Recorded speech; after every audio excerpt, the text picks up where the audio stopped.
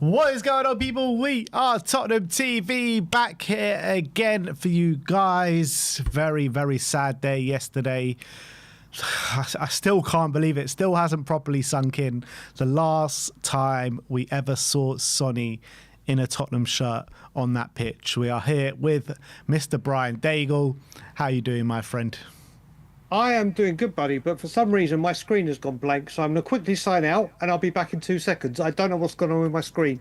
2 seconds, I'm back with you. All right. And that was Brian Daigle, everyone. Yeah. Good start to the stream. He's still here, though. He hasn't signed out yet. I'm doing it right now, bro. Sorry, my computer's gone nuts. What is going on? What is going on? That is, he's still here. There we are. I'm back. I found it. I completely lost the screen. It was me pushing the wrong button. I am here. I am back. I can see you. Brilliant. And how are you, my friend? Now I can see you all the better. And everyone in the chat, I hope you're good and well. Yeah, all good. How are you, Ben, bro? Yeah, I mean, still feeling fairly emotional from yesterday.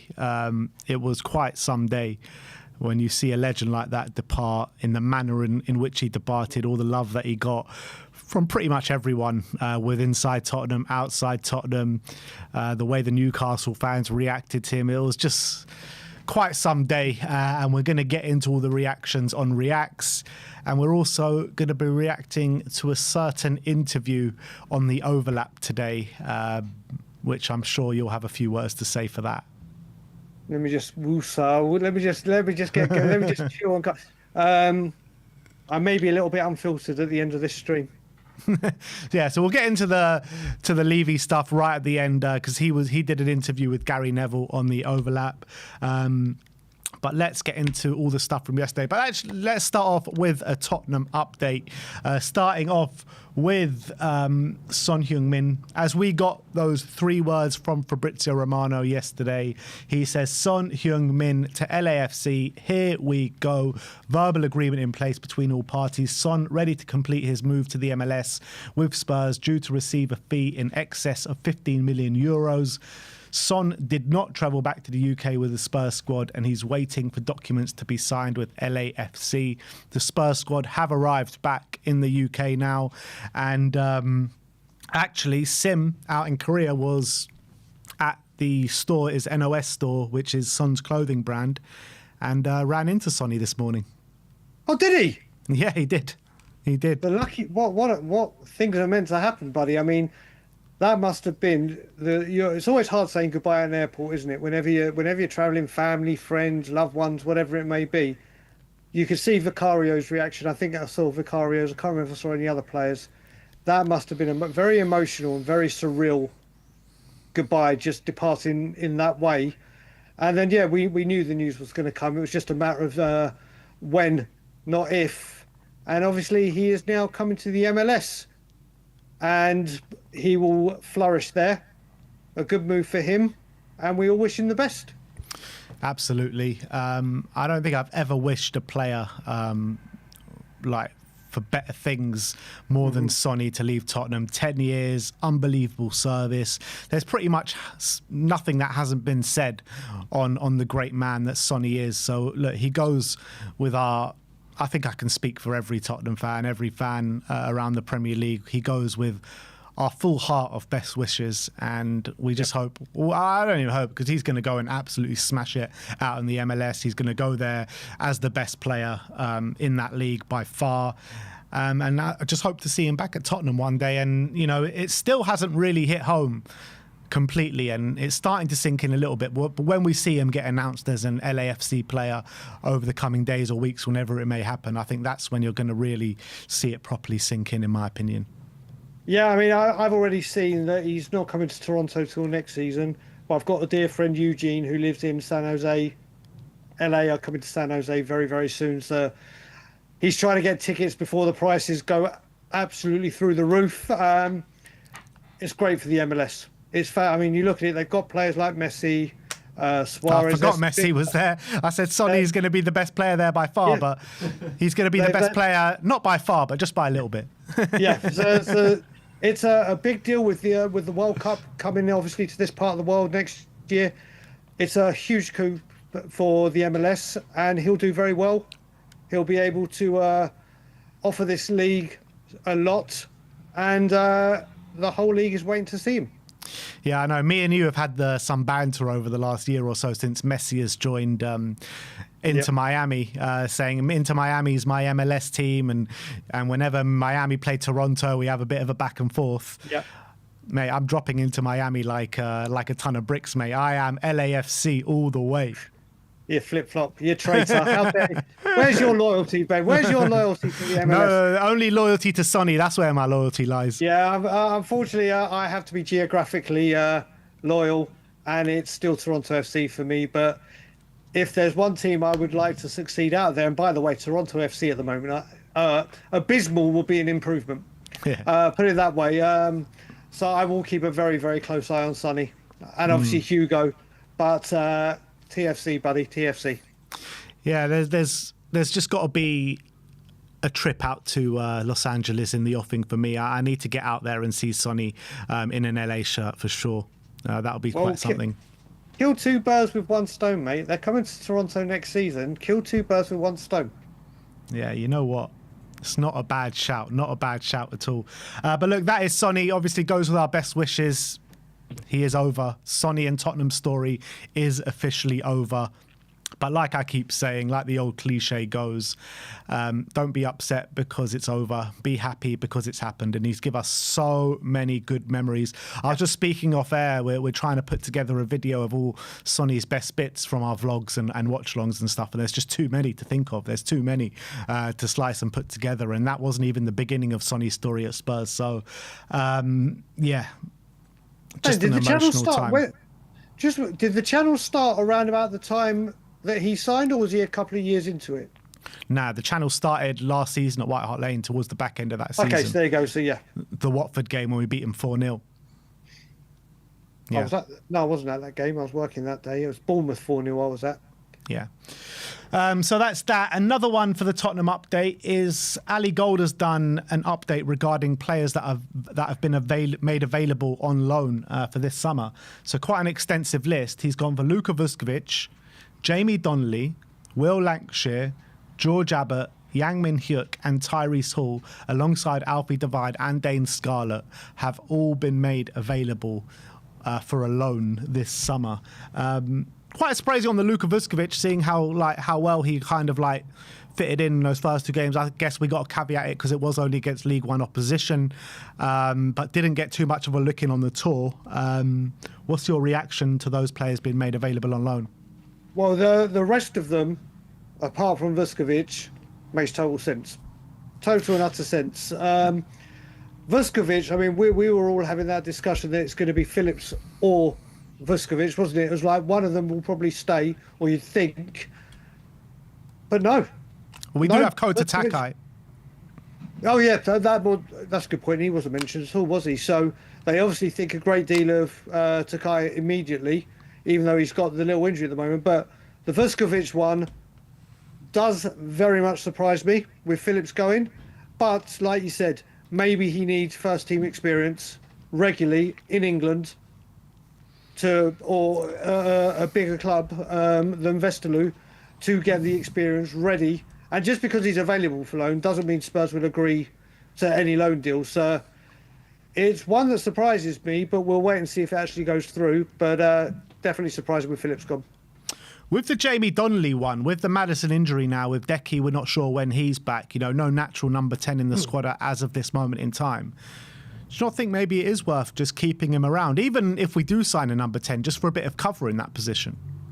For Ben, I spoke to a few people. If we'd still be in the Europa League, forget that we'd won it. Let's just say we were in the Europa League this year. Then I would have been in total like Joe. There's the platform to give Donnelly regular game time and to see what he can do. And if he plays well, obviously promote him and start playing him more regularly in the Premier League. He's had a very, very, very good season at Leyton Orient. Incredible. And it's done him the world of good. But like Ange Postecoglou said at the end of the window, we need experience. We need experience. And Jamie Donnelly isn't going to get Champions League minutes. I can't see how he gets Premier League minutes. So it would have been Carabao Cup or Europa League, like I was saying. So I think he does need a loan regardless. We can't. We need quality in. So I know where you're going with, obviously, that we've got a player there that plays that position, but I don't think he's ready for Premier League and Champions League football.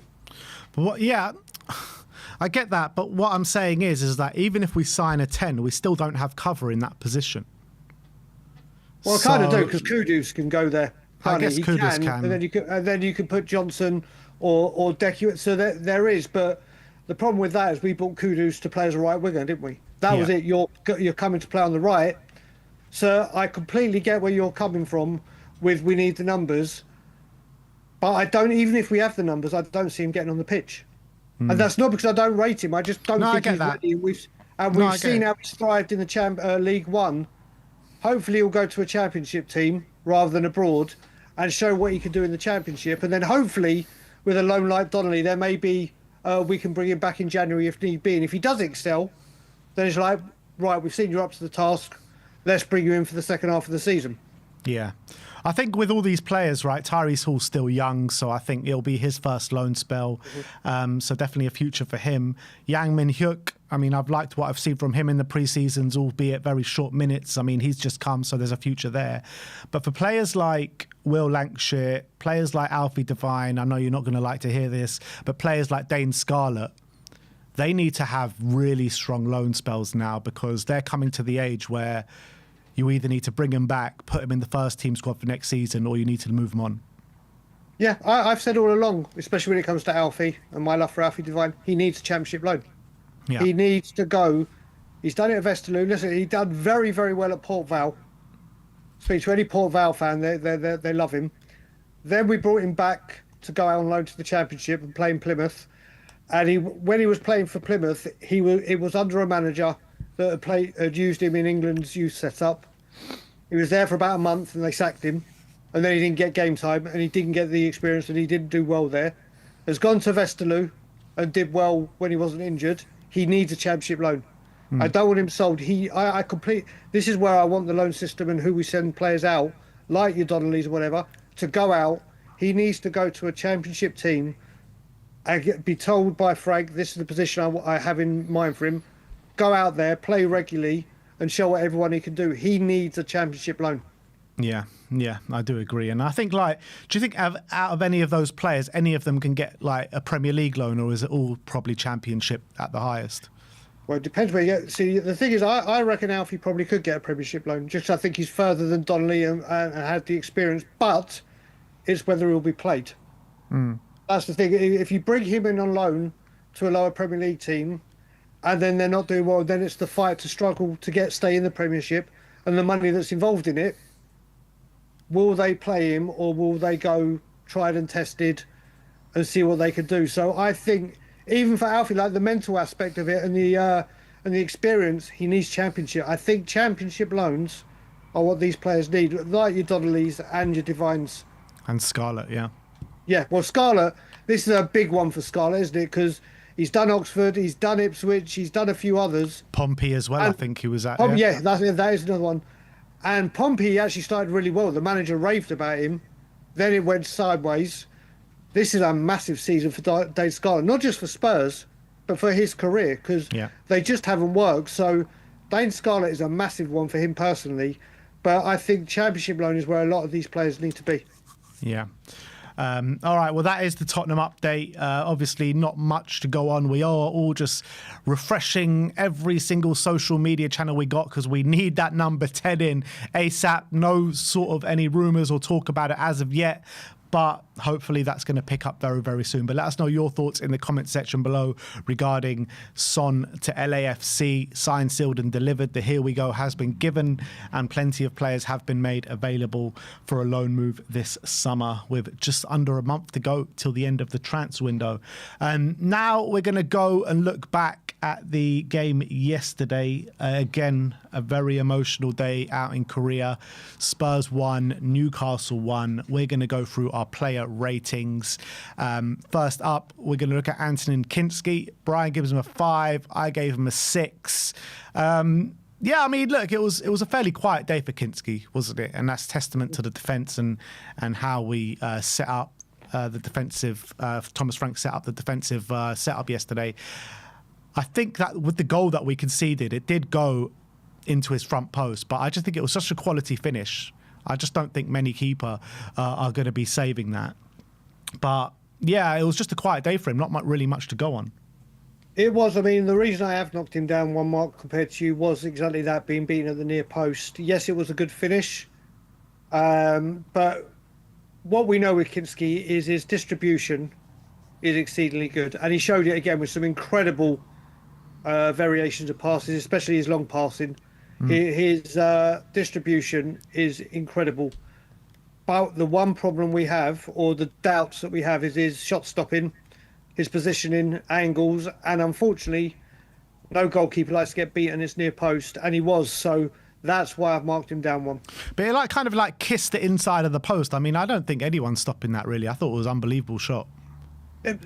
Granted, but again, it comes down to positioning as well, doesn't it? I guess. It comes down to positioning, where that shot was taken from. Maybe he could have been a bit over. Listen, I'm no goalkeeper, I never was.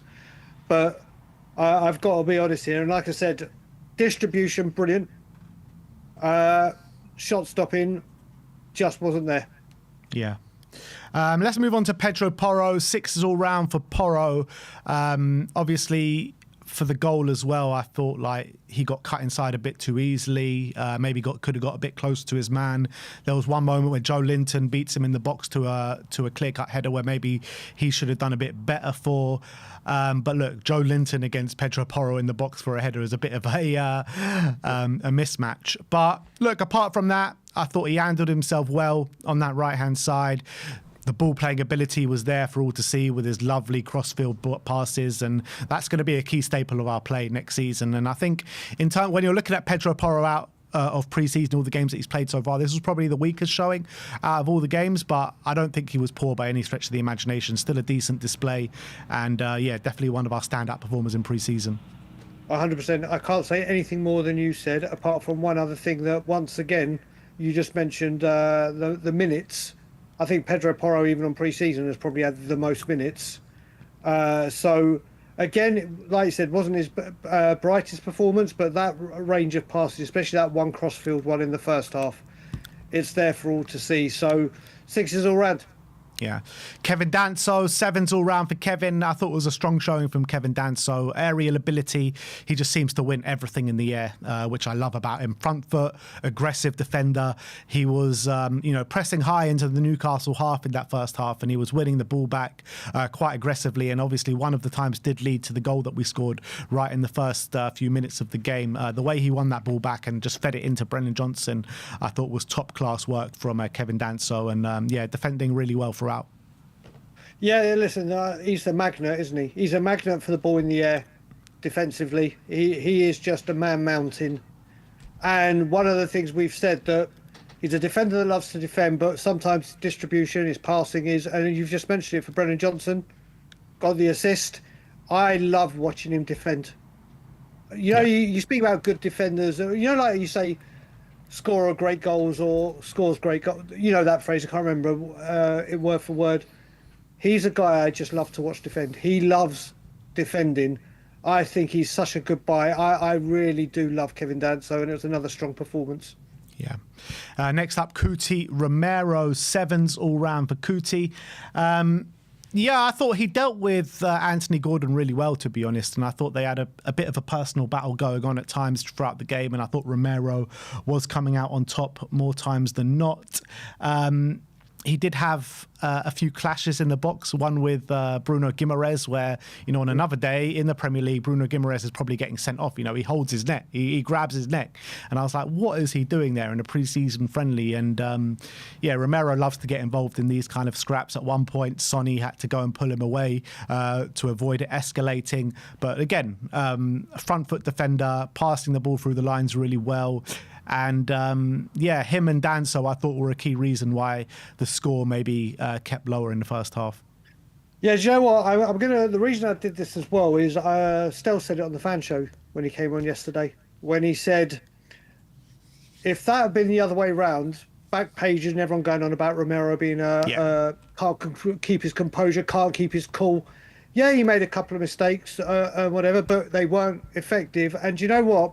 what I take from the way he didn't react, yes, it's a friendly, but when your aggression or your passion overtakes, it doesn't matter if it's a friendly or not. That was captain like, because in the Premier League, Romero might have blown his top. That's a red card. That's a suspension. That's costing the team. I was not enough's being made of how he kept his composure on there, because anyone else would have thought reacted, and it would have been a whole massive thing. Look at Romero, Yeah. and like you said, he did well with Danso, very solid. Made a couple of errors, but they weren't costly. So fair play to the partnership of Danso and Romero. Ben Davis up next. Brian gives him a 6. I gave him a 5, and I felt like Newcastle were getting their most joy down his side of the pitch, and I thought, he was getting done a few times, to be honest. He did, have his good stuff as well, showing a lot of energy, getting up and down the pitch. But yeah, I felt a bit defensively. I think they could see he was our weak link, and they were targeting him a little bit. Yeah, it was. Listen, there wasn't much for him to do. Started quite brightly on the left-hand side to begin with, but there was just nothing much to write home about, was there? So I think the defense. I think I've given him a 6 as well, just because of the defensive shape, the defensive line. The one thing we can take away from this pre-season, the 2 games, is that defensive line have looked a lot more organised, a lot more together. So that's why I gave him a 6.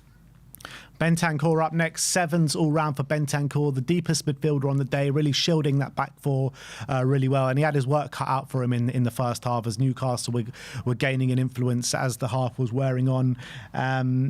Yeah, and I just felt like he was winning the ball back quite a number of times in key areas, and just simply playing the ball forward and relieving us of pressure. So I like Bentancur's performance yesterday. He's doing well. He's done well in the 2 games. And obviously he's had different midfielders playing alongside him. Obviously Sar's been there for both. And he held Archie Gray through that game, and we'll get on to him. He just kept everything clean and ticking over, didn't he? Yeah, absolutely. Archie Gray, best performance for him, I think, probably in a Spurs shirt. I thought, in the midfield anyway. Brian gives him a 7. I gave him an 8. He was my man the match for Spurs on the day. Looked creative, looked energetic, looked aggressive. If you look at the heat map, he was our furthest player forward in the midfield. He was kind of alongside Matisse Tell in terms of his average position, which was unbelievable. And he just showed really good creative passing. And these are the reasons why we bought him, for his ability on the ball and how aggressive he can be off the ball as well. And I thought he showed all those aspects yesterday. What I will say, I gave him a 7. He's man of the match for me, by the way. Obviously, I gave Bentancur a 7 as well. But in the last game, I gave Porro and Sarr 8s. Yeah. And they had a massive impact in the game. Archie Gray, without a doubt, the best performance in the Spurs shirt. Yes, it's a friendly. We can all talk about that. But he played in midfield where Thomas Frank sees he wants to play, and where he wanted to play him at Brentford when he was going for Brentford. And playing alongside Bentancur, and now which will be Paulinho, that kind of performance is saying, you know what, this is what he can do. I think in the Luton game, what I did enjoy is seeing his range of passing. He wasn't just, there was a few long-range variation of passes. Without doubt, his best performance. It was a very, very good one, especially the first half. He was covering so much grass, as you said. But I just could not give him an 8 because of previous rankings. But definitely our man of the match. Yeah. Pape Sarr, 6s all round for Pape. Again, just a bundle of energy, wasn't he? Not as strong a display as we saw against Arsenal and against Wickham.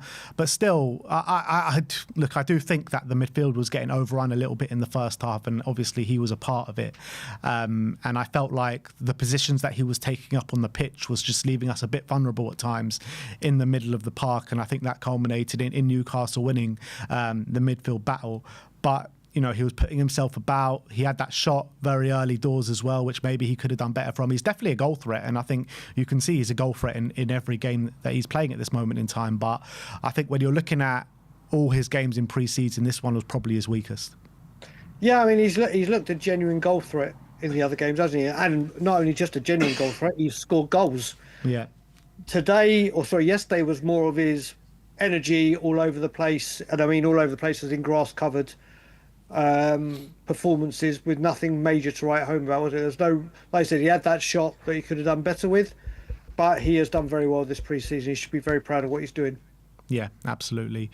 Brennan Johnson up next, 6s all round for Brennan, gets his goal. Obviously, it takes a deflection off Dan Burn, ends up in the back of the net, does the Sonny celebration. He probably gets a mark up just doing that Sonny celebration as well. But, I mean, apart from that moment in the game, I can't really remember anything that he did. I don't think he had any impact after that. This is where we get into the lack of creativity, isn't it? Or Brennan Johnson needs to do more apart from that. But I have to say, don't you just love those far post out of the area tap-ins that Brennan Johnson scores? Those far post out of the area tap-ins. Yes, it took a deflection. We know Brennan Johnson does. Scott is a major goal contributor, and we don't see a lot of him other than that. Well, yesterday he contributed in getting a goal. Yeah. But like you said, he's been out on the right again, and he was very, very quiet. Apart from that contribution, which needs to improve. Yeah. And now we move on to the main man, Mr. Son Heung-min, in his last game ever in a Spurs shirt. And he gets a big, fat 10 from both of us. 10, one for each year that he spent at the club. It goes down as an absolute legend. Up there with the very, very best at this football club, up there with players that we're going to remember and tell our kids, our grandkids, our grandkids for the rest of our lives. Countless amounts of moments and stories regarding Son Heung-min. Not going to talk too much about what he did in the game because I don't think there was much in there. I mean, players were looking to feed him and were looking for him to make something happen, but it just didn't come off for him on the day. But look, it's just that yesterday was a testimonial for that man, and he deserves all his flowers. Yeah, listen, yesterday, from the moment he got into the stadium, from the moment his best friend passed the ball to him like a baseball first pitch, from the moment the game kicked off to the moment he went off, to absolute incredible scenes, emotional scenes from both sets of players and coaches. Yesterday was all about Heung-min Son. It wasn't about how he performed. Like you said, one point for every single year. He was never going to get anything less than a 10. And just a thank you for everything he done. Yeah. Finally, in the starting 11, Matisse Tell. 5s all round for Matisse. It's kind of like more of the same for Matisse, to be honest. First of all, I don't think he's a 9, and I think he looks a lot better when he's out on the left-hand side. But what you always get from Matisse Tell is work rate. And you saw that yesterday on the pitch once again. Non-stop running, desire, pressing, which I really like about him. But he needs to start marrying that up with a little bit of quality on the pitch as well. And I think that chance that he missed goes down as a massive chance, and you've got to be putting that away if you're the striker. You know, he had so much time and space to think about where he was going to put it, and I felt like still as he got up to Nick Pope, he still didn't know where he was going to put it. A few step overs, you never were confident that he was going to put that in the back of the net. And obviously it was a good save from Pope at the end of the day, but it was it was a poor finish as well. So when these moments come to Matisse Tell, he's got to start putting them in the back of the net. Completely agree. I mean, Amir was right. It was actually called off for offside afterwards. I saw it back afterwards. But just as you saw from when he got the ball through 1-on-1, like Jermaine Defoe, who's one of those impact, don't think, bang, shoot back of the net, he just had too much time to think. It was a good save from Nick Pope. But again, this is where we need quality bringing in up top, because it's all well and good doing this in pre-season. And like I said, his work rate, and I think he is going to be playing more on the left rather than up front where he was made to play yesterday. But he needs to improve. He needs to improve. But we do have to keep remembering he's 20 years old. Yes, we need better. We need better from him and better quality brought in. But he needs to be putting those in the back of the net. Moving on to the substitutes, we are going to start off with Lucas Bergvall. Brian gives him a 6. I gave him a 7. It was at a time when Newcastle definitely had control of that area of the pitch. He started off in a more advanced position. When Maddison came on, he dropped a little bit deeper. But I think he was trying his hardest to try and regain that control in the midfield. He had one shot from outside the box, which was a decent effort. And I think, apart from that, he just kept it simple, tried to drive the team forward and just tried to regain the advantage in the midfield. But, the game was pretty much dead in the second half, to be honest. Yeah, that's why I gave him a 6. The second half literally became an exhibition and just waiting for Sonny to be substituted off so we could have the final hurrah. Yes, we got a little bit more control of the midfield, but I think Newcastle still had the upper edge overall in the midfield battle, so I could only give him a 6. Yeah. Mickey van der Ven, Brian gives him a 6. I gave him a 7. I think, anything that was thrown at him, I thought he dealt with quite comfortably. Didn't put a foot wrong, in my opinion, and, slotted in for Romero seamlessly. And, yeah, I think he went about his business in a really good way. Yeah, again, nothing much really to do. What he did well. What I will say is well done Spurs and everyone associated with managing his minutes and getting him ready for the Premier League. He hasn't really got out of second gear the whole pre-season, has he? Like with his pace and power and put his hat. So they're obviously keeping him, and obviously the style of football we're playing, he hasn't needed to do it so much. So, yeah, he came on, looked tidy, but there was really nothing about that second half to upgrade him to a 7 for me. Jed Spence, again, Brian gives him a 6. I gave him a 7. Didn't do too much going forward, but I think what he did do where Pedro was struggling a little bit was to contain Harvey Barnes. And I think Spence came on and locked him down. So I give him a 7 for that. Yeah, do you know what? I don't think, for me, he didn't look as comfortable on the right as he does on the left. It's a weird one, that, isn't it? I agree with you. Because we bought him as a right back. He's predominantly a right back, but I just think he looks so much more comfortable operating off that left. We've seen him do it for Salah. We've seen him do it to Saka. Yes, he was a little bit, obviously he's got more power than Porro and the physicality, but I think he was much better against Arsenal against Saka than he was yesterday. No, I agree with you. I think I gave him an 8 against Arsenal and a 7 here. So, Kudus, 6 all round for Mohamed Kudus. Yeah, again, when he comes on, the game's in a bit of a lull period, but, he was trying. There was one moment that I can really remember where he did some fantastic skill in the box to take it past his player. But yeah, that's pretty much it. Yep, exactly. There was that one bright spark where he took on his man on the byline, and we know how creative he's going to be. We've seen enough at pre-season to know what he's going to deliver, but that was all basically he had to do, wasn't it? Yeah. Yeah. And last but not least, we're going to skip past the rest of the subs because they didn't really have enough time. But Thomas Frank, 6 all round for Thomas Frank. And look, it wasn't as kind of dominating as the Arsenal game was from a defensive standpoint. I thought Newcastle did get some joy from that aspect. Look, it was a much changed team and it wasn't our strongest team as it was against Arsenal. I think it was a much stronger team against Arsenal. But I thought we had similar problems in terms of build-up play, attacking patterns of play. Defence, we still looked fairly strong and a lot stronger than maybe we did under Ange Postecoglou, but it was nowhere near as strong as the Arsenal game. So he's got a lot of work to do in terms of the attacking phase of play and building up from the back. But yeah, still a decent showing, and we didn't lose the game. Exactly. Credit. Listen, people will know I'm going to give Frank as much credit as I can whenever I can. And defensively, he's done a great job sorting out the shape, the structure, the dynamics of it. But the creative thing has been an issue. And obviously he's trying to find the answer to those questions, which he's rightfully using pre-season for.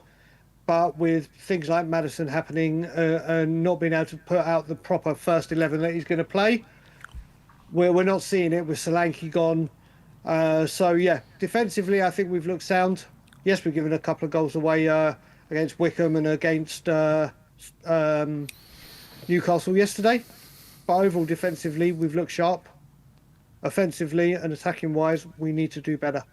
Yeah, absolutely. So look, that is our player ratings. I mean, it's hard to rate the players yesterday because it was more of like an exhibition match for Sonny more than anything else. And I think that's what pretty much everyone was focusing on yesterday. But let us know your thoughts in the comment section below.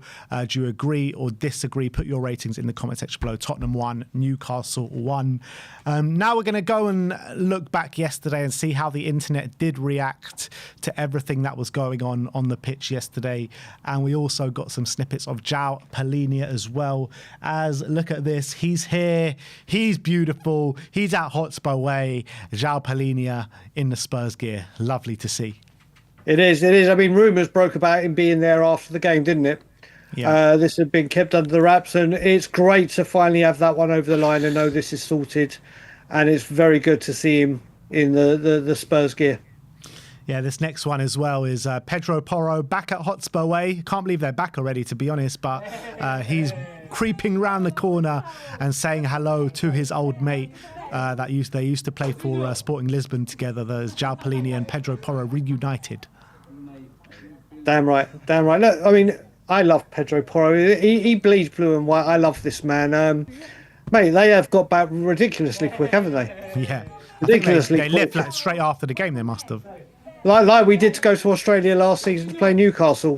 We just did that on the way back. It's lovely when you see things like this, isn't it? They're reunited, and it's wonderful to see. I didn't realise the difference in height between him. It's like, now let's get Vuskovic in that frame. It's quite mad, isn't it? Yeah. This was from the open training, which I don't think reacted to. Look at this. Yves Bissouma absolutely bawling his eyes out. It's got to be something to do with Sonny, right? Either Sonny or the fact that this may be his last game. Yeah. Maybe there's a transfer in the offing, but you would imagine all tears were to Sonny. But big up to Yves Bissouma. This was Jed Spence's tribute to Sonny on social media. He says, a true leader, a true captain, a true legend of the game, the nicest person I've met in world football. Thank you for your guidance on and off the pitch. It was a true honour to share and play alongside you on the field. Wishing you all the best, brother. Tottenham legend. Fitting tribute. Of course, I mean, I would imagine every single Spurs player has pretty much said exactly the same thing with different words. Everyone, whether you played with him or played against him, everyone just loves Sonny, don't they? Yeah, absolutely. You can't not. It's impossible not to. Exactly. Archie Gray, his tribute to Sonny yesterday on social media was, thank you, Sonny, for everything. You've helped me so much since I came to Spurs, and being able to share the pitch and train with you every day was a dream come true. But as an amazing footballer as you are an even better person who supported every one of his teammates and staff and led by example every day. Thank you for everything. Everyone will miss you. And that's just the key thing that everyone says, like, above everything, just the person that he was. 100%. And like with Porro, we've just seen walking in. How weird is it going to feel for the staff in that training ground and everyone associated at Tottenham that Heung-min Son is going to walk through those doors? Yeah, I know. They won't. You know what I mean? I don't know if he cleared his locker out and everything before he left, or he needs to come back and stop off at England before he flies off to America. But like I said, for players like Archie Gray, who was playing championship football 2 seasons ago, is now had the joy and privilege of playing alongside that man and getting to know that man, fitting tribute. Yeah. Now, we've got some quotes from Ange Postecoglou on Son Heung-min. And the first one here is... So Postecoglou admitted that he encouraged players to win the Europa League for Sonny. And he says, I told them if we can elevate Sonny to a level above some of the best players that have ever played for this club by winning something and having him lift the trophy, we're all going to be part of something special. We're going to be part of his legacy. And that's kind of similar as well, how like Argentina were in the World Cup for Messi, weren't they? Correct. Ange Postecoglou is absolutely bang on the money here. Bang on the money. And these are the things Ange Postecoglou used to be able to say. Speaking to the players emotionally and pulling on the heartstring was one thing he was absolutely sensational at. Yeah. And what he said there is absolutely spot on. Some more quotes from him as well. The next one is on choosing Son as the club captain and what his decision process was. And he says, I thought the key thing in looking for a leader was a unifier. And this is who Sonny is. He could literally sit at any table in the lunchroom, whether it was staff or players, and get a conversation going. That was going to be important for us. His demeanour at the training ground, the way he trained, was almost like it was his first year player every time he was out there. If your leaders are not engaged or lack enthusiasm at any stage, that filters through the whole group. But he would not allow that to happen. And, you know, a lot of people talk about Son and his leadership style and when he was captain, should he be a captain? But I think it was the right decision in the end to make him captain. I think he was the only one fit for the job, to be honest. Yeah, as I've said, Ben, and you know I've said this before, my idea of a captain is more like an enforcer on the pitch, like a Vieira, a Terry, a Keane, so on and so on. But we don't know what goes on behind the scenes. There's different ways of being a captain. Hugo Lloris and Harry Kane weren't exactly the biggest ones for that, were they? Ledley King wasn't one. There's different attributes that managers see that we don't see, and they want from their leader. And one thing I have always said is some behind the scenes is probably there is no one better. Yeah. So on those premises and everything, it was the right decision. He's got quotes on Son Heung-min, the man, as well, and he says he's exactly as you see him. Sometimes the public perception of a person is a lot different to how they actually are. But with Sonny, there was no difference in the way the public perceived him to how he was in private. The one thing about Sonny that people don't understand is that he's lived in a goldfish bowl for pretty much the entirety of his career. He's always had eyes on him. To live with that sort of cauldron for as long as he has, and I doubt that you could find one person to say something negative about him, is just incredible. And that's so true, isn't it? Because he's like been the face of Korea for so long. He's had a nation just literally just watching every single little thing he's done from even before he joined Tottenham. And you'll never hear one person ever say something negative about him, which is insane. Correct. I want to go on. There's no other words to put with that part, but the one bit that strikes me with this is the living in a goldfish bowl, which he has not only in Korea. When you come to England and you're playing in the Premier League and you're a player of this magnitude, you don't get a minute's peace. And we all know what the British media can be like, the British press. You just don't get a second to yourself. He has been in a goldfish bowl in London, in England. Everyone's wanted a piece of him. And if you listen to the people like Steven Gerrard and Rooney and everyone that comes out here for football, they come here and say, even Beckham, I mean, Beckham's a different story. They're like, it's a different world. He'll come here. Obviously, there'll be eyes on him everywhere. But the way that the quality of life and the way the media are out here in North America with the sports stars or whatever, compared, unless it's a scandal or whatever, he will have peace. He will be somewhat in a goal, but he will get a lot more peace and quiet over here, media-wise, than he was back home in England. And he's right, he has been in a goldfish bowl his entire career, and he'll get a bit of peace from that over here. The one thing I would say about that is that he is going to a place which has the biggest expat Korean community in the world. So he is going to have a lot of people, obviously, a hell of a lot of people adoring fans there as well. So that'll be welcome, though. That'll be welcome. Of course. Yeah. Compared to that, I'm talking media-wise. Obviously, he's going there. Yeah. There's creature comforts he's going to have and be feeling at home, have a big South Korean community that will obviously welcome him with open arms. But how the media are over here with sports stars, unless there's like he won't be so much in a goldfish bowl here, that's for damn sure. And the last one from Ange says, I made him a big focus of our Europa run because I thought he was symbolic of where people saw the club. Obviously, he's an outstanding player, but what was missing was the key piece of success. And I'm just so happy that he ended his career with that success that he thoroughly deserved. The only big shame is that he didn't have more. Correct. And if you look at all the players that have gone from this football club, from our beloved football club, from this great football club, that we said it's criminal that they didn't leave with silverware, this man deserved it. This man stood by us when the waters got rough, when things weren't going right, and he has been proven right for staying. Yeah. And he has got that. And look at that smile. We're going to miss that smile. And he's holding something that we have wanted for 17 years. Yeah. European-wise 41. And he will go down forever and a day as the man that delivered it. Absolutely. Some more reactions from his ex-teammates, this time from Serge Aurier. And Aurier says, arrive like a young king, you leave as a big legend, you can be proud of yourself, my brother, love.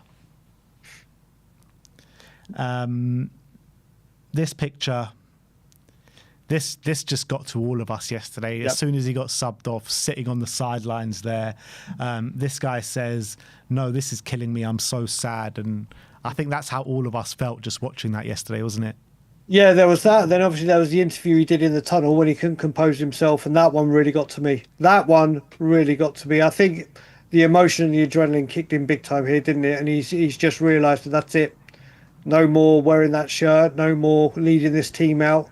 And 10 years probably just flew by him. Yeah. And it got to him. In fact, do you know what? I think we'd all be the same. Yeah. This next one is you can see just the reactions of some fans in the stadium as well. And actually, this guy, Sim, actually interviewed him outside the ground. But, you know, fans tearing up in the stands, Sonny bawling his eyes out on the sidelines. I mean, there was not a dry eye in the house yesterday, and wow, I'm just watching this now. I'm still getting shivers up my spine. Mate, Sim's been lucky. He's bumped into Son. He's bumped into this guy. He's bumped into fans that have been caught on camera. Sim's having a whale of a time. Of course he is. Having a whale of it. Spurs Army says James Maddison tribute video for Son is something truly special. This really was, wasn't it? Unbelievable. So if you haven't seen that, go over to James Maddison on Instagram. It was really special tribute that he did. Yves Bissouma with his dedication to Son, and he said, "One of the best person I've ever seen in my life, Captain Sonny. Thank you for everything you did for me." He says in and off the pitch, but specifically on the pitch, you are a big brother, the friend, the real guy everyone needs to have in life, and best example ever for me at any aspect. You are a real role model, was a great friend to spend time with you every day. I learned a lot from you, especially as a person. Have a lot to say, but you know already what I'm thinking of you. I'm going to miss you. We're going to miss your energy in the changing room. But it's football life. Wishing you all the best for your next chapter. My friend, my captain, my big brother. Was great to know and meet you and know you. Good luck, legend of Tottenham. See you soon, big brother. Love you, legend. And that is all with no punctuation in whatsoever. Just one long sentence. I have to say, obviously, first of all, the James Maddison video is a real tearjerker, and literally his team that have put it together, it's just an incredible video, especially with Can't Smile Without You being played in the background. Bissouma, the biggest thing we should all be able to take from this is we all know about Sonny the player. Yeah. We all know about, and we all talk about, he was such a nice guy. He was always smiling. When you hear the way they talk about the impact he's had on their life as a human being, as a man, as a skipper, not as a footballer, it's just so refreshing in a time where there's so much hate in the world, so much anger, to hear such wonderful words about another person. Yeah, absolutely. This was Junai Beifeld on Instagram. Obviously, Junai is an academy product coming through, and he just says goodbye with a goat emoji, with them two hugging on the pitch after the game yesterday, which I thought was a really nice touch. This one was from Rodrigo Bentancur, the next one, saying, "My captain, my brother, my friend and partner. Thank you all for all these years shared. Everyone knows knows who you are as a player, but I'll stick to who you are as an individual, with a giant heart that welcomed me with open arms from day one. And after so much struggle, we could raise a glass together in the club that saw you arrive as a child and sees you leave like a legend. Thanks for everything, brother. We're going to miss you a lot in our club. Wishing you and your family the best on this new path. Hope to meet you soon, legend. I love you so much." Wow. That's a great message from Rodrigo. This next one, this was Ben Davis and Sonny after the game. Really emotional moment. Oh, God. And then Ben was speaking after the game as well, saying, talking about Son, my best friend one of my best friends in the world. And I think he's the godfather to his son as well, Sonny. Right. Lee McQueen saying, "To love another man and one you have never met, we love you, Sonny." And I think that's pretty much the way we all feel about Sonny, isn't it? Yep. Mic drop from Lee McQueen there. Next one, this is Richarlison on Instagram. He's got an AI statue of Sonny, and he said, "At Spurs official, please." And I think that is also how we're all feeling right now. Yeah, do you know what? There's going to be a lot of talk about this. There's no doubt in time Sonny definitely deserves one. Whether it be the first one will be up for debate, but there's got to be a time in our lifetime where that is actually a thing. Yeah, absolutely. Next one is actually about Dele Alli quickly. And there was a report that said that Dele Alli is not considering retirement and is currently looking for his next opportunity. So that's great for all of us to hear. Yeah, but I just hope Dele, obviously there's something still not right in it, what's going on, and wish him all the best. Focus on yourself, look after yourself, and just get back to where you were, and be happy with yourself and in yourself. Football is an afterthought, and mental health is obviously something I'm very, very passionate about and champion. And I just hope he can get back to how he was years ago and have that smile on his face and be happy within himself. Jay Harris, Son Heung-min is expect. Yeah, we've gone through that. Pape Matasar, let's look at his dedication to Son, and he says, "To a Tottenham Hotspur and Premier League legend, thank you for your leadership and all the memories, my friend. Seeing how much you mean to this club has been so inspiring to me, and being a part of the journey has been an honour. I'm happy that you leave Spurs as a winner, and wish you the best of luck in your new chapter." Lovely words there from Pape. Yep. This was Brennan's celebration on the pitch yesterday as well, which was a fitting tribute to Sonny as well. He couldn't celebrate any other way yesterday, could he? No, not at all. Definitely not. Pedro Porro, with his message on Instagram saying, "My captain, I can't thank you enough for your help and guidance since I've been here. A big part of the reason why I'm so happy here is because of your support, along with the memories we've made together in this squad. With what you mean to this club, you are a true example of a top professional, and you leave Tottenham not only as a legend, but also as a brother to all of us. Best of luck, mi amigo." It's wonderful to see. It is, honestly, it's just wonderful to see, and we don't expect anything less than these wonderful tributes coming into him. And then after the game on the pitch yesterday, they all the squad got together and just started throwing him up in the air, which I thought was such a beautiful moment. Yeah. Look at that. Incredible. Incredible. Clara says everyone loves him, and there's Anthony Gordon and Sonny having an embrace yesterday, and we all saw what Anthony Gordon was saying about Sonny last week, didn't we? Yeah, I mean, the reaction from even after the game, all the Newcastle players wanted to shake his hand more than they wanted to shake anyone else's, including the Newcastle players, their own selves. He is such a icon for the Premier League, for football in England, and he's just it's the right thing to do. He's had an impact on everyone. Yeah.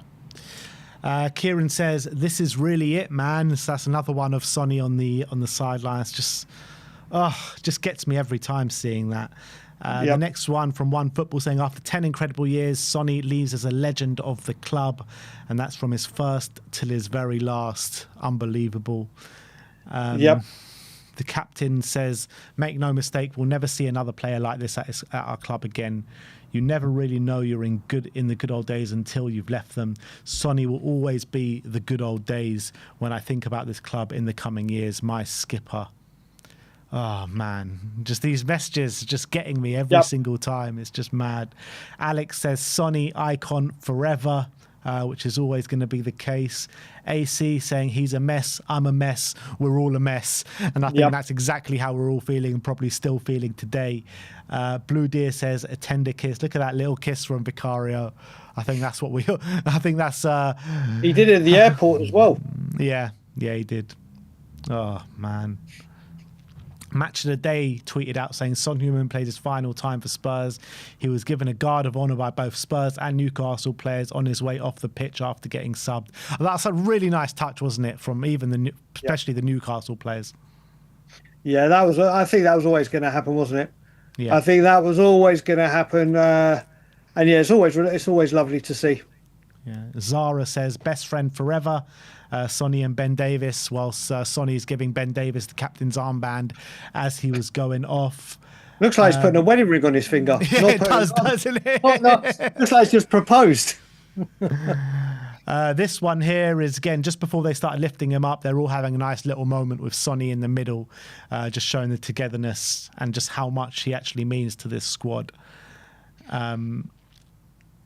Yeah, this next one, again, it's just Sonny being lifted up by the fans. I bet LAFC are watching that saying, "Be careful now." Exactly. Can you imagine? Could you, knowing our luck, you could just see that have happened, couldn't you? Yeah. Ben Jacobs, this is the moment when Sonny was substituted. Just emotion pouring out from everywhere.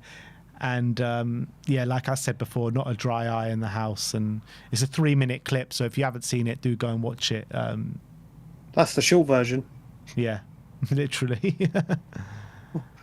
The substitute was so long; they only added on 2 minutes at the end of I the know. game, and I was like, "What And the hell is and the Madison injury. Yeah, I know. Again, this is Sonny on the sidelines. This was Yang and Sonny saying, "You're up next, kid." Song embraces Yang Min Hyuk after the game.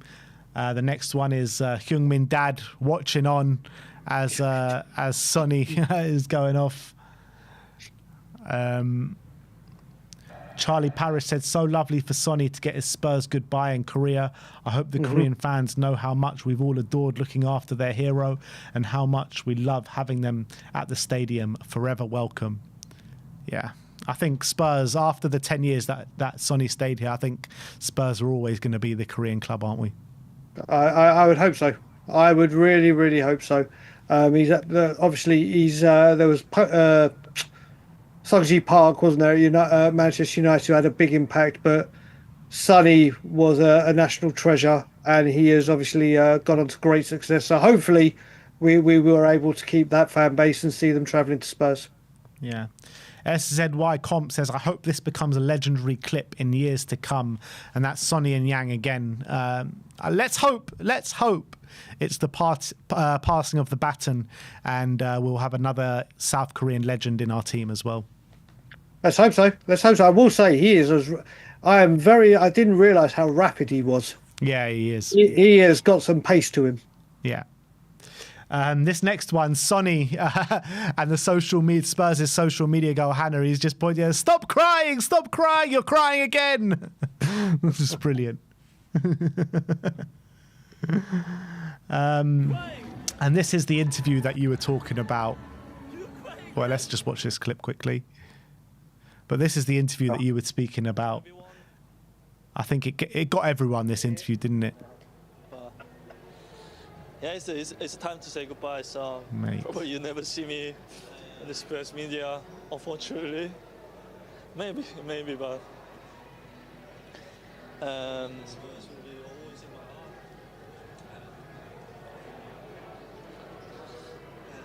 Spurs will be always in my heart.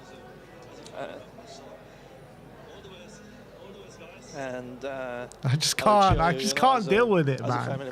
I really can't. All the best, guys. Look, this is the. It reminded me of. Do you remember when Pochettino started crying when we got to the Champions League final? Yeah, that was tears of obviously. This was that one was very, very hard to watch. It really was. Because you could feel it building up. Yeah, I've watched it 100 times and it still feels the same every time I watch it. It's just like, man, I just can't believe it. The next one is Cuti Romero, his tweet about Son.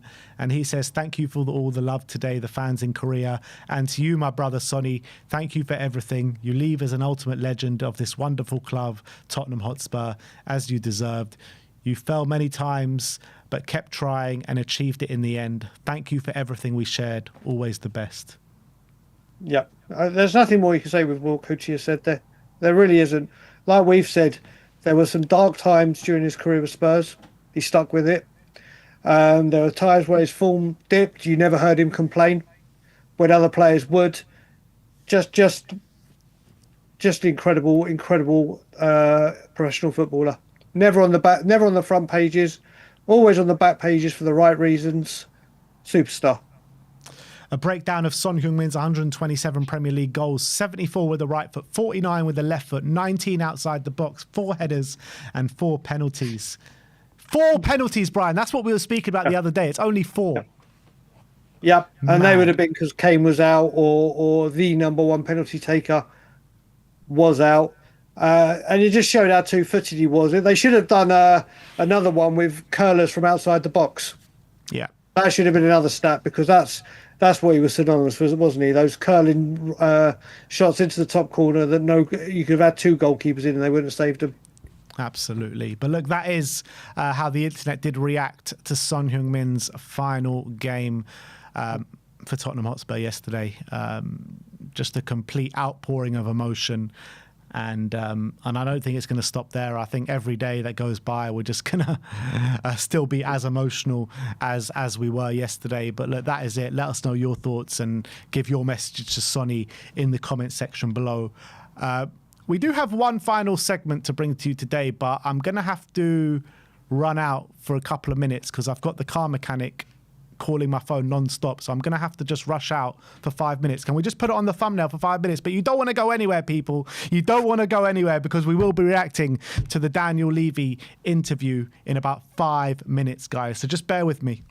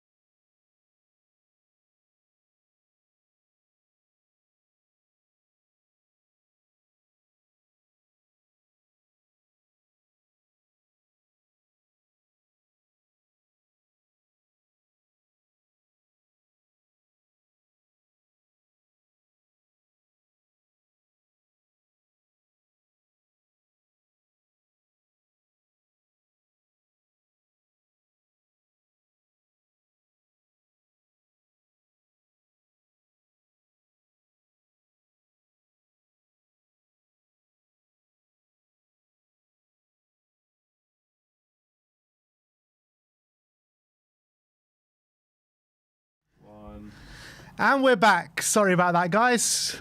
Urgent matter, called for urgent attention.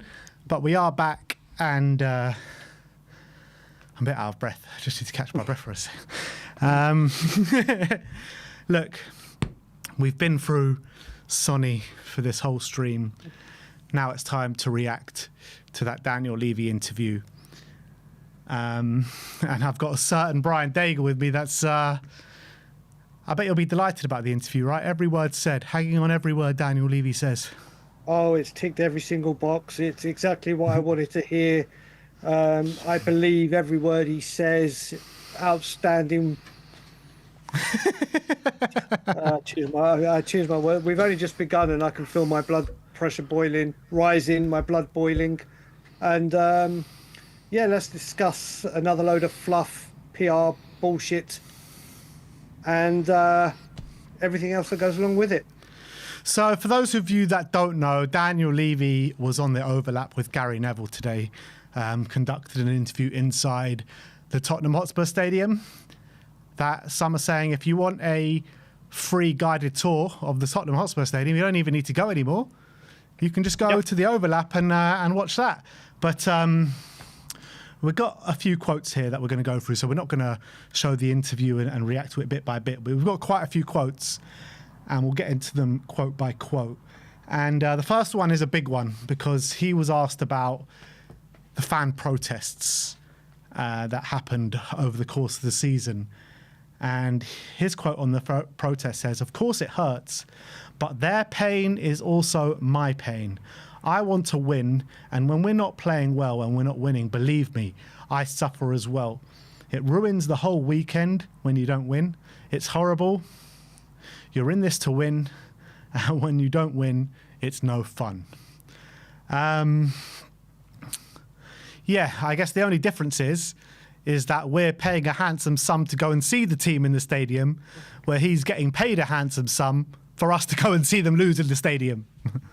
Yep. Well, first of all, I will say with this video, like you said about the virtual tour, if people of my age will remember a game show that used to be on BBC, ITV on Sundays called Look Through the Keyhole with Lloyd Grossman and David Frost, and it used to be going around celebrities' houses, giving hints and clues to who it could be, and then Lloyd Grossman would go, "Who could live in a house like this?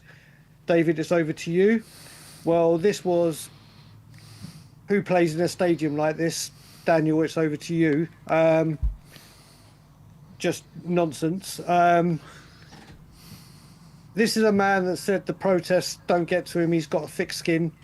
This is Daniel Levy. I turn the music up at halftime and full time to being like a boxer or WWE entrance music. This is a guy that will not allow balloons or things to be said. It's another 35-minute hot air PR pre-selected questions. And I will say, if it gets to you, Daniel, and you believe in the fan or what you want the fans, stop the PR on the channels or on Spurs official channels where you give lip service. Stop with the pre-selected questions that Gary Neville asked. Stop with the fan forums that are pre-selected. And how about the next fan forum you do? You have Change for Tottenham there. People that are running Change for Tottenham, or fans that will ask you the questions that you continually avoid. Yeah. It was just pure guff again. Pure guff. For people that haven't seen it, it's a 35-minute interview where they don't talk football until the 28th minute. What do you make out of him saying that it pains him as much as it pains fans to see Spurs lose? Prove it. Spurs fans put their money in. That do. People like your good self. The 60 or however many thousand season tickets and match day that follow this club home, away, Europe, around the world, like Simeon in Korea right now. Spend ridiculous money on merchandise, spend ridiculous money on everything. And then when it comes to the transfer market, don't act that way. Don't act like a club that is there. So what he says about the fans, that's just more lip service. Just more lip service for people to swallow. And I'm really sure it ruins his entire weekend every time Spurs lose. Yep. Yeah, right. He's speaking about the Ange Postecoglou sacking, and he says, ultimately the decision sits with me, but it's always a collective decision. We have a board of directors, but under the board, we have a group of technical staff and they advise. We had to explain the decision to part ways with Ange. Ange just won the trophy, a European trophy, highly significant, and he's always going to be in our history. However, we couldn't lose sight of the fact that we finished 17th in the league. We lost 22 Premier League games, and it's impossible for Tottenham to be in that position. And so we had to take the emotion out of it, and we had to give some data points as to why we decided to do what we did. Whichever level you do it, no one likes telling somebody you're losing your job, but it is the nature of football. We're there to win, and yes, we won a European trophy, and it was fantastic, but we also need to win on all fronts, and the Premier League says it all. First and foremost, I mean, he's probably, out of every single chairman in the Premier League, or maybe even in history, he's probably said you're losing your job more than any of them, which is crazy. But I guess in terms of the interview, this is actually one thing that maybe we could agree with. One thing I'll disagree with it, when he says he's got this technical team that he takes advice from, on that Tottenham board, and the people around it, how many people are footballing people? Not, this is good for business. This is good or bad for football. He's talking about under the board. He has technical staff that might be football people. Yeah, who? I don't know who they are. There's none. We announced the Vinays, the Charringtons, the Cullens go in, the this go in. Where's the footballing people? And like I said, he listens to people, but every decision falls on him. I wish there'd been questions asking him about the wrong decisions he'd made, but there wasn't. That's all there is to say about it, really. It's like you listen to the technical people. We've said we want footballing people on the board. There's none. Yeah. Not a single one. That's where I thought Fabio Paratici was going to come into play, because I think to have someone of his kind of expertise, his contacts, a pure footballing person, to have someone like him on the board now would be just something that we've never had before, and it would be I would welcome it with open arms. But we don't know. We know Fabio Paratici is coming back or is back, but we don't know in what capacity. Well, that's again where we need to see is ban's over. I mean, obviously he's been working behind the scenes, and maybe we don't need. Maybe he is back in a position that we just don't know about. But we've all said, no matter where we stand on the ownership, we need more footballing people at the football club. And we were hoping with this change with Charrington, Vinay, that would come in. It still could. But right now, when he's talking about Ange and sacking managers, there hasn't been, has there? Yeah. And then he spoke about Thomas Frank, and he said Thomas Frank is a highly intelligent individual. He's got a fantastic way about him in terms of communication. He'll be great at developing both young players and older players and making them better. We haven't set him, you've got to win the league this year. We just want him to compete at the highest level. I mean, when has he ever set a manager say, you've got to win the league this year? Even if he did, you've got to win the... I mean, talk about achievements and setting the bar too high. Look, people will know my feelings towards Thomas Frank. I am absolutely over the moon, ecstatic, giddy, delighted. I think we have got an incredible manager, coach, whatever, that will take us to very high places. But he has to say, we haven't said win the league. If someone said win the league... How kind of you, Daniel. How kind of you. Why, thank you. Not even second. I mean, what does he expect? How can you win the league right now when Liverpool are doing what they're doing, City are doing what they're doing, and all other teams, whilst we're trying... And remember, don't forget, we finished 17th.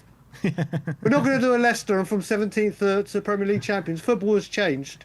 How decent of him. Well done, Daniel. Well done. We haven't set the requirement to win the Premier League. How jolly decent of you. He was asked then, how is Frank going to be supported in his role? And he said, we'll support him to the best of our ability. If you look at the transfer fees, we've been in the top 4 spenders since the stadium opened. We've spent close to 700 million net on new players. This isn't just about money. This is about some luck, having the right balance in the team, having the right coach. There's a lot of things that have to come together. And I guess one of those things that have to come together is spending the same amount, or if not close to, wages that the top clubs are spending on, because it's all very well and good spending a 60 million on a Richarlison or a 60 million on Dom Solanke, but you can also spend a 50 million on a player like Kavisha Kvaratskhelia, but they're going to command a lot more wages than a player of a Richarlison and a Solanke, and it's not so much how much you spend on the transfer fee, it's probably more what you spend on the wages. Yeah, I mean, first of all, I mean, to say you got to have some luck. Well, that's called getting in proper football people that know the transfer market. And like you said, I'm not going to try and say his name because I always butcher it. Catch it, finish it for me. What's his name? Thank you. And other players like that we've missed out at times. You can say Adam Morton. Yeah. Yeah, I'm not going to go on a list because it'll be so extensive. It's all well and good, Daniel, saying that we spent the fourth most in the Premier League since the stadium. How many of those players have been successful? How many of those players have been bought, but they're on lower wages? And when we talk about the wages, Ben, what we've got to remember as well is Sonny, our highest earner, is now off the books. Yeah. Werner. We've got all this extra revenue coming in from Europa League, Champions League money, multi-purpose entertainment complex, and the events going on. So the income is going in. Our wages are going down. Yeah. So it's all well and good. Our wages probably got to be the lowest it's been for a while, because you look at in the last 2-3 years who's gone off the books, out the books. You got Ndombele, crazy wages. Harry Kane was on top wages. Hugo Lloris was on top wages. Timo Werner was on top wages. Sonny was on top wages. Højbjerg was on relatively big wages. You got Timo Werner, I think I mentioned him, who was on top wages. So you got so many players that have gone out the door on big wages. Paulinho has come in now on big wages.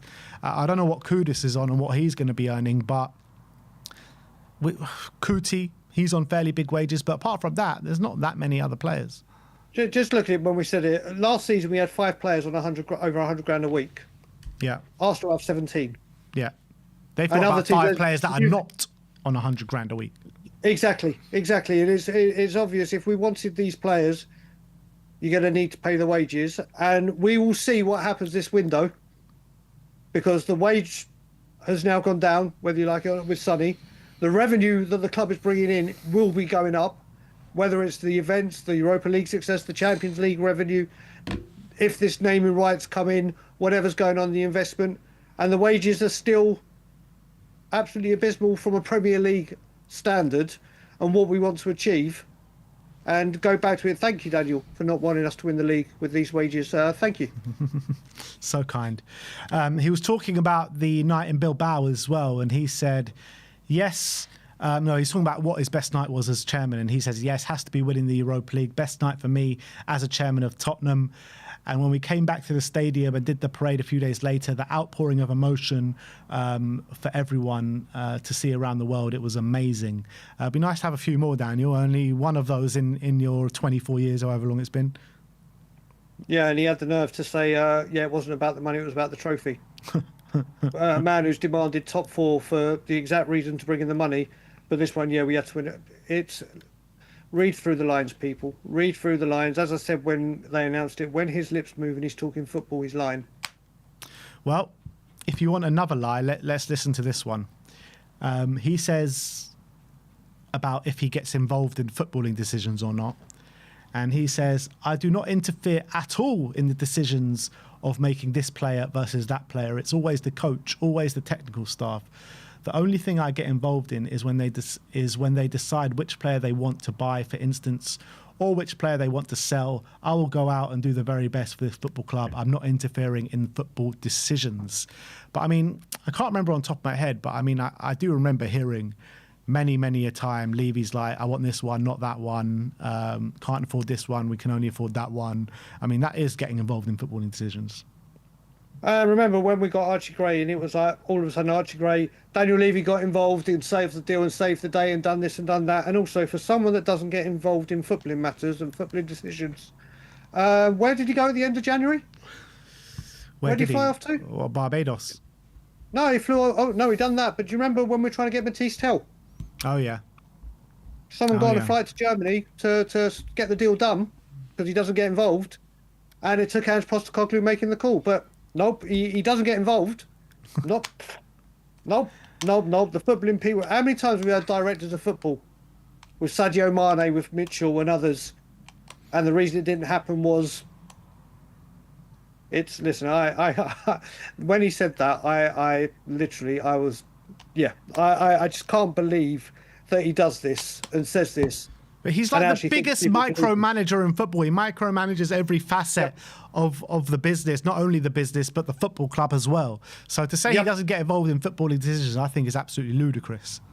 Of course, of course. I mean, he even spoke about the stadium and how he spoke to the people in the stadium and when they're building. Every Tuesday, I had a meeting to discuss all the find. He is a control freak that has to have his fingers, toes, all of them in the pies. And it's just utter lunacy. And like I said, the video, if people haven't watched it, is basically Gary Neville talking about the finances in football for 27 minutes and things non-football related, and then speaking football. And when he does speak football, he's lying. He's this one says Daniel Levy says related party ownerships are one of the biggest threats to football, and he says one of the biggest threats is related to party sponsorships. That's the area that has been that has to be controlled, because if you end up having clubs that are owned by states, which I have no issue with, they can do deals with themselves, and that puts them in a competitive advantage over everybody else. That's an area that must be looked at. What would you say to that? Well, I will say, if he's the great businessman and he says he's got no problem with it, why haven't we done it? Well, there has been rumours that we've been in talks with Rumours? Qatari entities and stuff. Rumours, but never happens, does it? Yeah, does never Never happen. happens. But he's all for it, but they can do deals with himself, which will give the football club whether it's an unfair advantage, whatever way you look at it, will give you an advantage. Nope. Nope. Daniel Levy says he's built Tottenham Hotspur by being entrepreneurial. And he says, if you look at what we've done, we haven't had someone pumping in hundreds of millions into the club. We've done it all on our own. We've had the entrepreneurial and have increased our revenues to enable us to compete the best we can today. Yeah. Competing with who? Competing with just about avoiding relegation last season. Yeah, I mean, look, to give Daniel Levy some credit, what he has done commercially for this football club, what he has done on the business side of growing it and bringing in this revenue is all him. Is all him, and he deserves a humongous amount of credit for it. And I've always done that. Yeah. But when one is meant to go hand in hand with the other, and the other never happens, it's a problem. It's a problem. There is no denying. Obviously, being an international fan now, I get to see, from an international standpoint, the size, the passion, the love, and everything for the football club. And it's massive over here in North America. I can obviously speak very, very much about it on Toronto's side, but North America, the support for this football club is humongous. Yeah. And that will be because of how we've expanded as a business and as a football club.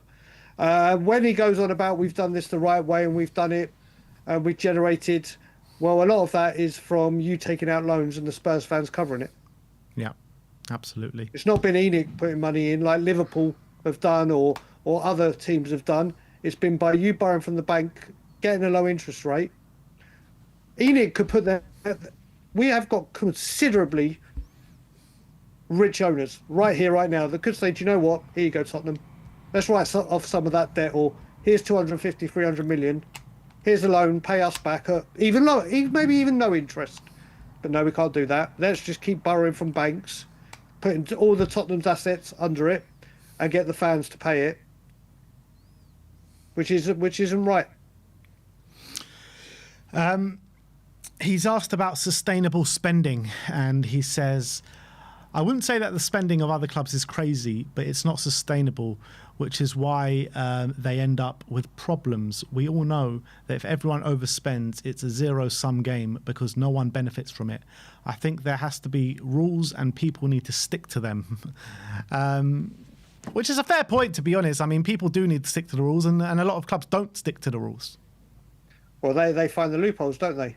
Yeah. They find the loopholes. Remember, we had to, and were told that we have to be in line with FFP. And then when we get in line with FFP, will be advanced. We'll be the ones that can strike and take advantage. Then we got told it's PSR, and we got to go and make sure we're ahead in PSR. We are far superior than anyone with PSR and what we are able to spend without breaching FFP, PSR, B&Q, B&M, whatever phrase you want to use. HMV, don't forget HMV. HMV, exactly. All the ones you want to, M&S, all the ones you want to use. But we don't do it. We don't do it. And there are teams, i.e. Chelsea, Man, that find loopholes. Would I rather be a club that finds loopholes and wins season after season or competes season after season? Or do I want this where we win once every 17 years, lose out on key stars, have all the money coming in but don't see it? Yeah. I'd rather be the first. I agree. He was asked on what his greatest achievement is as Spurs chairman. And you'd think, you know, League Cup 2008, beating Chelsea in the final. Just now, Europa League winning, first European trophy since the 80s. And he says that the construction of the Tottenham Hotspur Stadium is my greatest achievement, and I'm not doing it again. The stadium is a symbol of Tottenham Hotspur on the global map. Look, on this one, the building of the stadium is a massive achievement. It really is a massive achievement. And I think post-ENIC and post-Levy, Spurs are still going to be reaping the benefits from having that stadium. If you get a chairman in there or a entity in there that will spend the money that the revenue that this stadium makes. However, if you're the chairman of a football club, surely your greatest achievement has got to be sporting merit. Yeah, I mean, the Europa League final, the Carabao Cup would be the first two things you'd mention. There is no doubt whatsoever that when he has gone and ENIC are no more, that stadium that he built, and obviously Tottenham Hotspur built, and the training ground that they did, is going to be a massive plus for everything Spurs do with the new owners. Because when the new owners come in, it isn't, all right, let's improve the stadium, let's improve the training ground. They might want to update a few things as medical science and everything else progresses, but the foundations, the structure, they're both masterpieces. No stone unturned. The football stadium, I keep saying, is an architectural masterpiece. I've been in the training ground, not in the first team part, the youth part with Stell. It's phenomenal. It's like a spa. It's like a retreat. These people, the players, they don't want for nothing. It is incredible. And when new owners come in, they haven't got to worry about anything to do structurally and infrastructure-wise with this football club because of the work he's done. And ENIC. The new owners come in and they can go, right, okay, players, manager, whatever it may be. And that is down to But the infrastructure's there, thanks to them, yeah. 100%. On that part, I will never, ever do anything other than praise Daniel Levy for that part. But when you're told this is to then bring the same kind of success on the football pitch and it doesn't, then there's a problem. And that kind of does lead into the next quote, because he says that I think in one of those situations, when I'm not here, I'm sure I'll get the credit. When you come here and look at this wonderful building, the stadium, and the fact that other clubs are now trying to copy what we're doing, that should be a sign that maybe we did do something bold and something right. He's saying that, in his opinion, once it's all said and done and he's left the club, fans are going to look back at his tenure and praise him. But I think it also goes back to what you're saying about the infrastructure and, you know, once he does leave, he is going to leave the club in a very good way, isn't he? Because it is a club ready to explode, this club. It's got all the infrastructure there, stadium, training ground, raking in the revenue. It just needs someone to take it on to that next level. Do you feel like fans will thank ENIC and Daniel Levy for once he's gone? What I will say is I will always, like I said, commercial growth for the stadium, the training ground, the infrastructure, we'll always credit him. Till the day I die, we'll always credit him. But I love how he says other teams are copying us now with this. Well, why don't you, now you've got the stadium, copy other teams that are winning things? It's always back to business. It's always teams will be copying me. People will be looking at what I've done, what we've created, and copying it. Fair play, they might do. The way football is building as a business as well, fair play. But then you can't say that and then see Liverpool have rejuvenated their stadium. Built it stand by stand and gone on to do what they've done. Man City, obviously, they've got the big... You know what I mean? Other teams are doing it on the pitch and then focusing on the stadium. We focus on the stadium and the business. Well, now you do what other teams are doing and invest. Yeah. But he's right. When he goes, and believe me, it'll be a month-long party for me minimum. It'll be glorious. He can't say... It's all well and good having people say, yup, people are following my lead. Well, follow some of the big clubs that you want to emulate and compete with. Follow their lead on the football pitch. He says that we need to compete at the highest level. We need to be consistently trying to win trophies because that's what it's all about. Is that what it's all about, Daniel? That's what it's all about for us. I don't know about if that's what it's all about for you.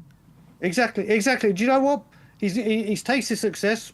Remember, we're using this Europa League as a springboard for success. Yep. We need the Premier League. We want the Champions League. Well, you need to give whoever the manager may be, and right now, that role falls under Thomas Frank. You need to go and get these players in. You need to act like it. And like I said, we'll be able to. We've got what, like you said, just under a month of the window left.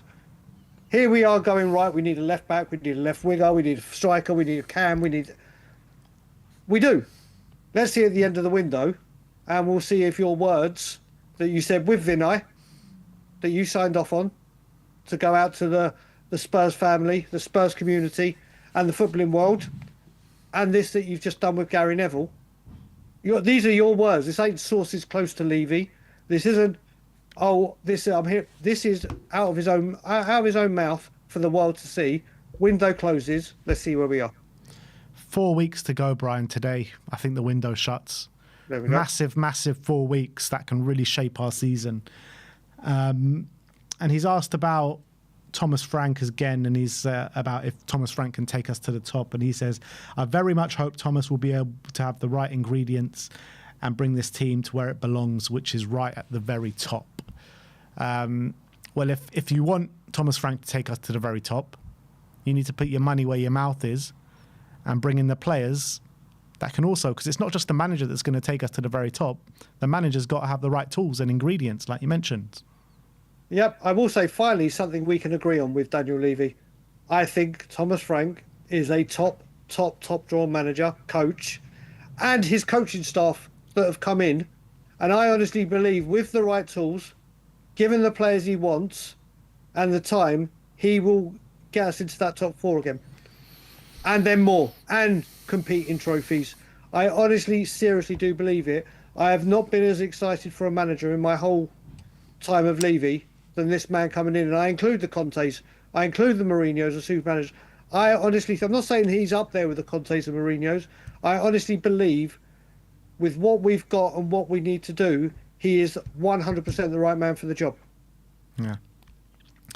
Well, it's only so much a manager can do. He needs the right tools to go and do the job, like we've seen with many a manager over the time at this football club. But that is all the quotes that we have for you from the Daniel Levy interview. It was quite surprising, wasn't it, when we got the notification yesterday that he was going to be on the overlap, because he rarely does any sort of interviews outside of, maybe one a year on the Tottenham YouTube channel. And even if we get one of those, we're lucky to get them. So why do you think he even went on the overlap? Like, everything is clearly like, he's not going to answer a question that he hasn't signed off on.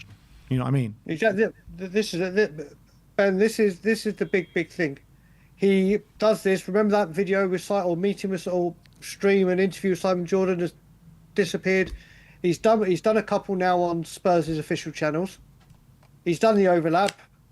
I think Gary Neville has missed out on a load of questions. Was he told he can't ask those?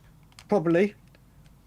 I honestly think, and I don't just mean people like myself that will grill him relentlessly, I honestly think if he wants to gain any credit, have a meeting, or when he does the next Fine Forum, Have change for Tottenham there. Change for Spurs, whatever you want to call them. Have people that will genuinely have questions that aren't prepared for him to genuinely have to answer. Obviously, not being rude or aggressive or whatever, just asking him straightforward questions that fans want to know about the actual footballing side of this football club and what his plans are. And I think having change for Tottenham, being able to ask questions in front of him at a forum and things like that would do a lot for him. Would actually say, do you know what, you've answered these questions. You've actually now be true to them, but he won't take the difficult questions. He ducks out of them. He won't answer them. And it's just a shame because that will give him a lot more credit than these potsy PR things that he's doing. Yeah. But look, above all that, you say what's going to gain him a lot of credit is, speaking to change for Spurs or whatever. But the main thing is, above all that, get the players in from now until the end of the window. That's all that matters right now, in my opinion. If we get a striker, a left winger, a 10, and maybe even a left back, but those three players in main and quality in those three positions, then I think we're setting ourselves up for the season really well, in my opinion. And you're talking about one of the best windows we've had. Those three things happen. Let's just say we get a striker, a left winger, a cam of the quality and calibre of Kudus and Paulinho. I'll be straight on this show and say, do you know what, well done. And clap in and say, this is what, no problem. I will give him all the credit he would deserve for pulling that kind of window off. I've said this for years when I've been on here. There's nothing more I want to come on and say, do you know what, I've been made to look stupid. There's nothing more that I want. And the other people that come on this channel and spit in other channels and people that have got big Twitter accounts and feel the way that I do or aligned with how I feel about this ownership. There's nothing more we want than to say, do you know what, fair play, respect, let's do this. Now we're talking. But it doesn't happen. Yeah. As of right now, Brian, what would you rate the window out of 10?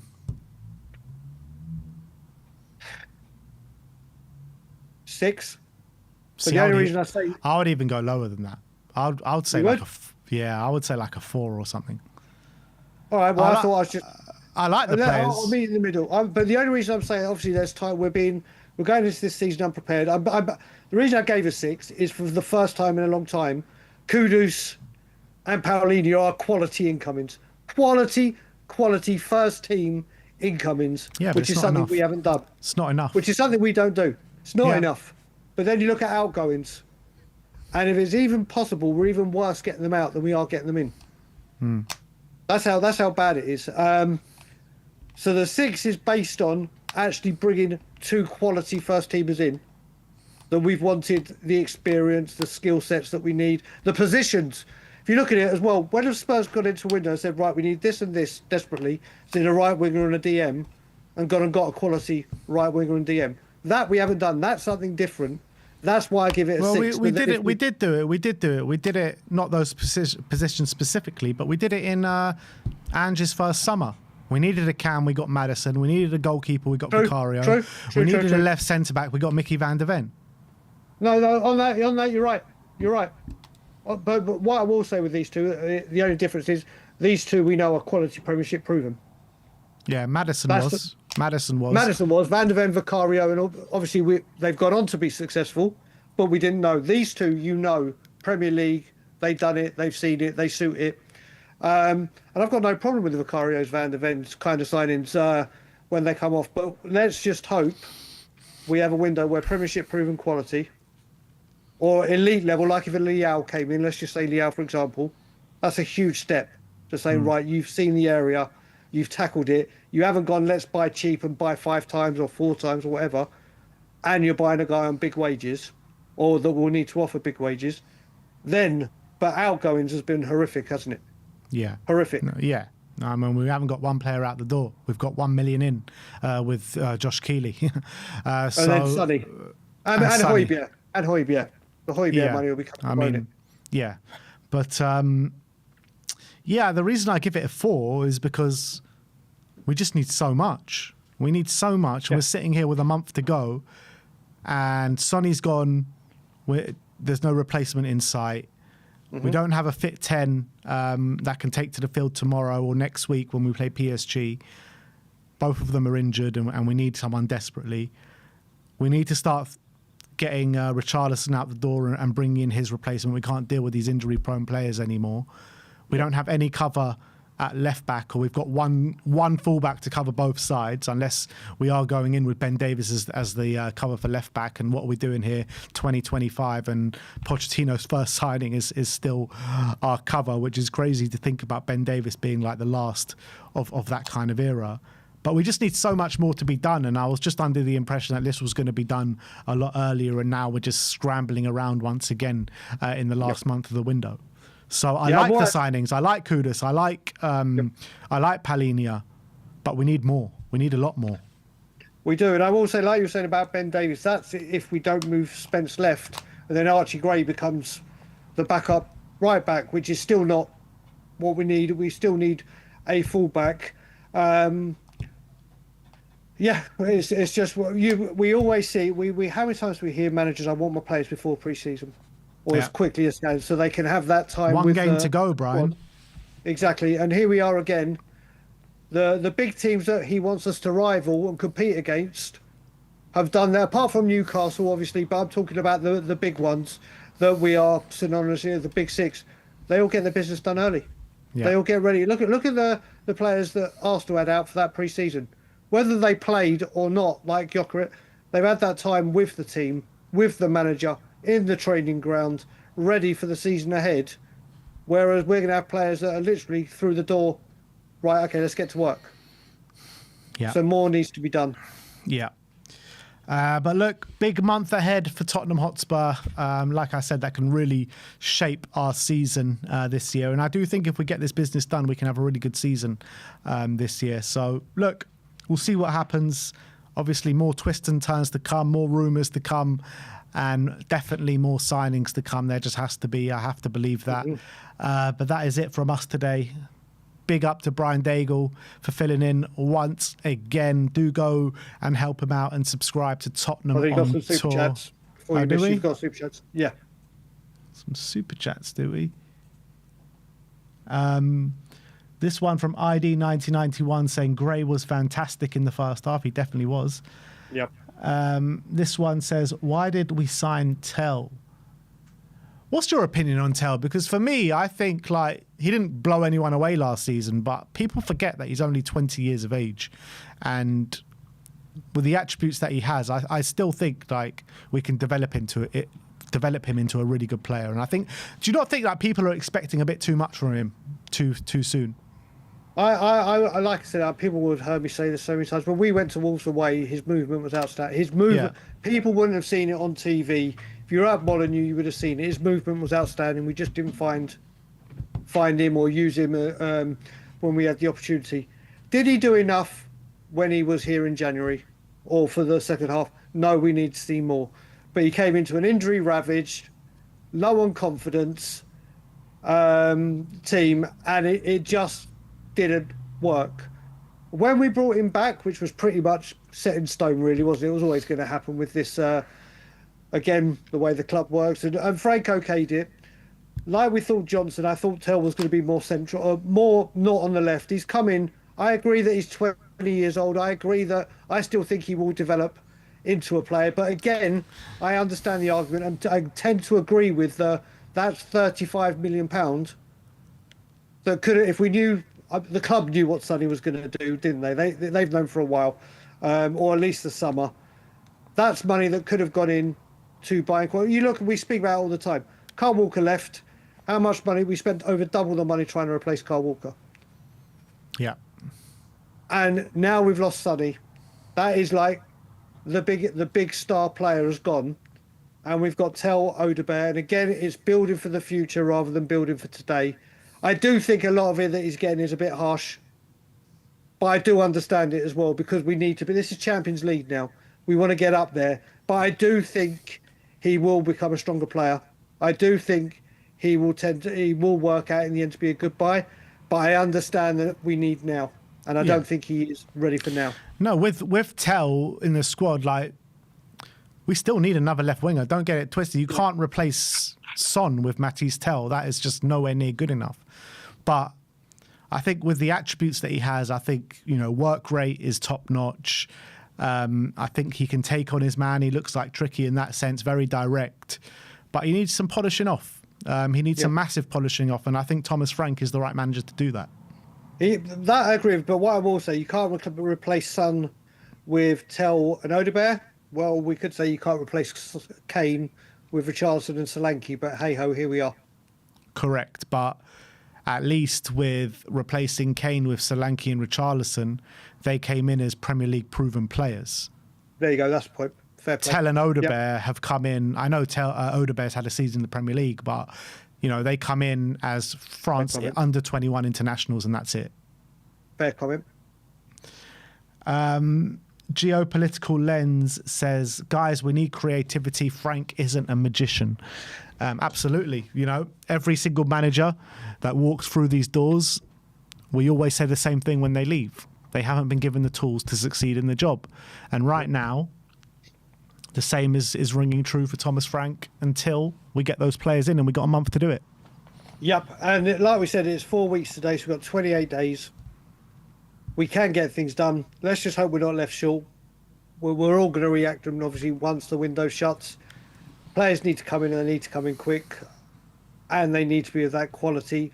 You're right, he's not a magician. He's a professor of tactics, a professor of development.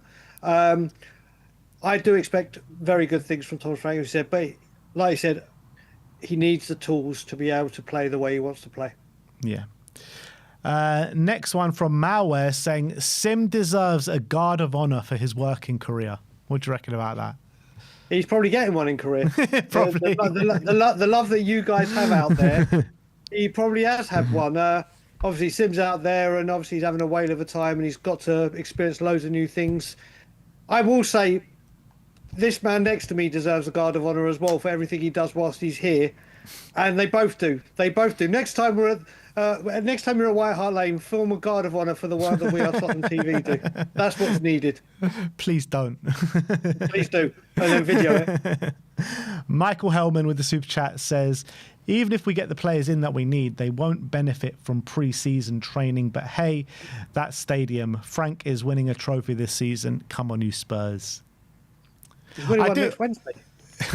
He is winning one next Wednesday. I do feel like with the defensive structure that he sets us up with is very good for cup football, isn't it? Because I do think like we could beat a top team this year, whereas under Ange Postecoglou, we could barely do that. Do you know what? We spoke about this, but Ange Postecoglou came in when he did, and he was coming off Conte football. Yeah. And obviously we said we wanted attacking football and we wanted free-flowing football. And we saw very quickly from when he took over to when we started playing pre-season that first time, the dramatic change in the football that we played and how quick a manager can get his ideas across. And we were all waxing lyrical about and rightfully so. And obviously it showed how quickly things changed. But then obviously after the 10 games and everything that followed, it got found out, it got worked out. And obviously we are where we are.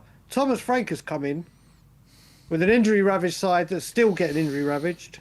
Yeah. And had to try and go back to basics and have defensive structure, a midfield that isn't parting like the Red Sea and has positional play and goes. And what him and his coaching staff, especially at set pieces, you can see within that pre-season how quick he's changed things. Yeah. So I think, like you said, going in defensively, we look much sharper. We look much more as a unit. There's more passages of play and keeping that line like we saw in the pre-season video training. So I think Thomas Frank needs to be commended what he's done defensively. Yeah. And with the midfield work rate, and now we just need to see him have the creativity, and now the serious game starts. So I'm sure we'll see it. Yeah, absolutely. And one last super chat from AT saying, Vuskovic available on loan. Ali Gold. It's not like we didn't talk about that in this stream. Yeah, right at the beginning. You may have missed it, AT. Go right back to the beginning, or if they've spliced the update up already, It's already up. It's already up on the Son Here We Go video. So there you go. So it is discussed. It's a shock, but we'll see if he does actually go out alone. But it needs to, again, Ben. It needs to be Championship, doesn't it? The strong rumours are Bundesliga. Okay, Bundesliga. Oh yeah, okay, Bundesliga. I think that is the league closest to our style of football, isn't it? Not Tottenham. I mean the Premier League. So we've seen what young talent does when they go out in Germany and loan.